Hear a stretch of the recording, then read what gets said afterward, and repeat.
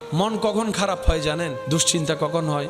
যখন আমাদের সিদ্ধান্তের সাথে আল্লাহ সিদ্ধান্ত মিলে না, আমাদের প্ল্যানিংয়ের সাথে আল্লাহর প্ল্যানিং মিলে না। কিন্তু আমরা তো জানি হবে তো সেটাই যেটা রব চায়। তা আপনি ভালো থাকবেন কিভাবে মন খারাপ থেকে? সূত্র একটাই, রব যেটাই চাই সেটাই আপনার চাওয়া বানিয়ে ফেলেন। কাজে কাজ হয়ে যাবে, মনও আর খারাপ হওয়ার সুযোগ হবে না। বলেন না সুবহানাল্লাহ।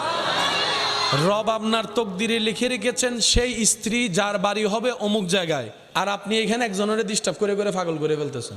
আল্লাহ আপনার রিজিকের ব্যবস্থা রেখেছেন অমুক জায়গার দোকানে, আপনি আমি বিশার জন্য পাগল হয়ে যাচ্ছি বাইরে। সেজন্য আমরা জানবো কিভাবে, বুঝবো কিভাবে? সেটা হচ্ছে রবের রহমতের উপর ছেড়ে দিতে হবে। আল্লাহ আমার জন্য যেটা ভালো হয় তুমি আমাকে সেটা দান করো, সেটা আসা পর্যন্ত আমাকে ধৈর্য ধারণ করার তৌফিক দান করো। আপনাকে যেতে হবে না, আপনার রবই আপনাকে সে জায়গা পর্যন্ত পৌঁছাই দিবে